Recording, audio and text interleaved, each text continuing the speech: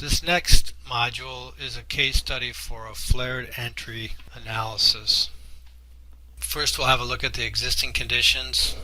We will review the peak hour traffic and enter the peak hour flows into the program, and then evaluate the necessary laneage, starting with the single lane entry and then ending up at a flared two-lane entry. We will review the three primary inputs for geometrics, including V, which is the upstream roadway width, E, which is the entry width, and L prime, which is the flare length, the distance over which you flare in the case of a flared entry design from a single lane approach to a two-lane approach, or it could be a two-lane approach to a three-lane approach, etc. The existing conditions aerial is just showing a two-lane roadway. Actually, both east-west and north-south roadways are two-lane roadways, so a single lane in each direction. It's an existing signalized intersection in this case. These are our long-range peak hour traffic forecast, the 20-year forecast.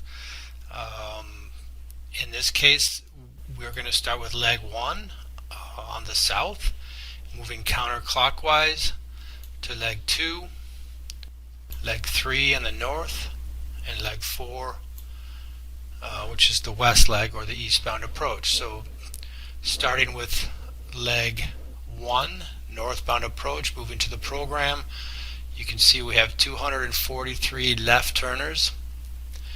We have 412 throughs and 168 throughs. 168 right turners. Leg 2, the next row, we have 249 lefts, 562 throughs, and 104 rights, and so on. Leg 3, and then leg 4, the west leg. We've started with, in the geometric inputs, the upstream roadway width is a single lane road, so we have 12-foot lanes and have identified each leg as a single lane approach. Our entry width is identified as a 14-foot entry width, and a single lane is identified for each one of those entry lanes. Our flare length, we're just starting with a 50-foot flare length. Our radius, we can start with a 60-foot radius. Our fee angle is somewhat of a generic planning level of 30 degrees as a starting point. Diameter starting out at 160 feet. Again, it's a placeholder for now. And with the single lane entry, our circulatory roadway width is set at 20 feet. Exit width on our exit is set at a single lane. So our traffic is entered. We have a beginning point for geometrics, testing to see if with these flows will a single lane provide acceptable level of service. So we've hit run, and we can look down in the output field, and we can take a look at our delays. So we can see 160 seconds of delay, 312 seconds of delay for both northbound and westbound. And we're evaluating the PM peak in this case. And then southbound and eastbound are both 17 seconds and 74 seconds. So very high delay. We have level service F on 3 of the 4 legs. So clearly a single lane entry in this case is not acceptable. So what we're going to do is move to analyzing this as a flared two-lane entry roundabout. So maintaining a single lane approach with V set at 12, and then going to, in this case, we're going to use two 11-foot lanes. So our total E is 22 feet wide, 22, 22, and we have to identify those as two-lane entries. So it knows there are two lanes of 11 foot each. We'll keep our flare length at 50 for now, keep our radius and our fee angle the same, diameter the same. But when I hit run, it's going to give me a error message because I didn't change the circulatory roadway width to 2-lane circulatory roadway width. So I'll go ahead and change that now.